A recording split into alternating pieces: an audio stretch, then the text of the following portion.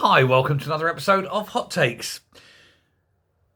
Rachel Reeves has been spectacularly wrong in every single policy decision she's ever made. And not only wrong in the policies, but wrong in what she foresaw as the consequences of those policies.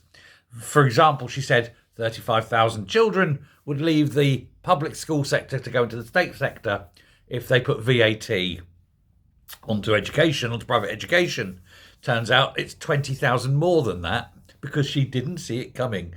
And then, of course, there is the tax hikes, and all those millionaires fled the country. And they said, they'll probably be, we'll probably lose 200 to 300, 14,000, and this is where we are. Well, yesterday saw the start of a new regime.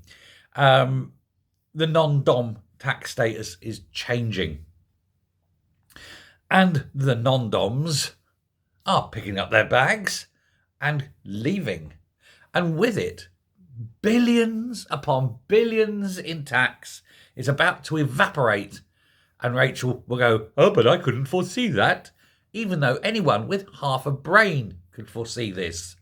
Unless you're locking these people up and telling them they can't physically take their cash out the country, there's nothing you can do. And so while they were all enjoying their non-dom status on Saturday, as of yesterday, boom. Now, Lakshmi Mittal, who is the steel guy, the Indian steel guy, he's leaving. He said he is going. Another guy, the brewing guy, Frederick de Melvius, he's moved to Belgium. Between them, they are worth £20 billion. That's 20 billion that's just come out of the UK economy like that. And that's two people.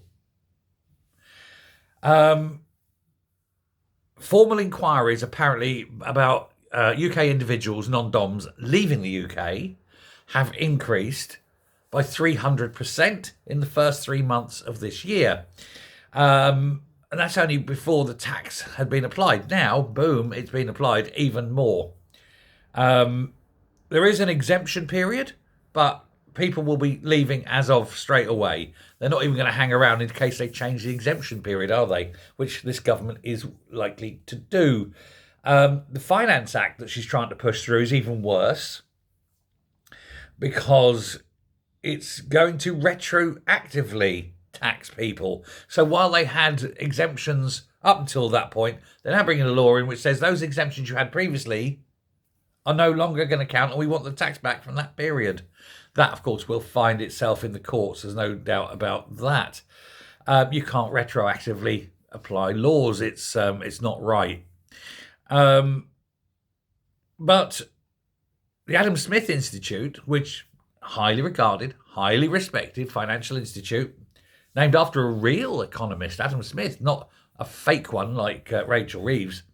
It said that lower in capital investment, the reduced tax revenue, and along also with a drop in consumption and employment, is going to cost the economy £14 billion annually. And that, of course, that's tax. That 14 billion is tax that's got to be made up because she's still got all her spending plans. So who's going to have to be taxed to fill an extra £14 billion? You, me, businesses, everyone. Think it's bad now? It's going to get hell of a lot worse. £14 billion a year worse. This is just one policy.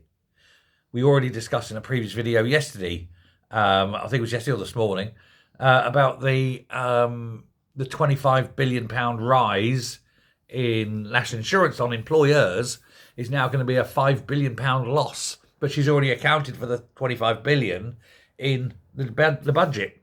So she's actually £30 billion. Well, now she's another nearly £15 billion. So £45 billion. Not bad, is it? £45 billion in one day.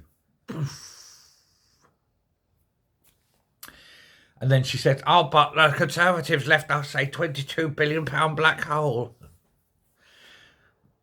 Chump change. Thanks very much. Bye.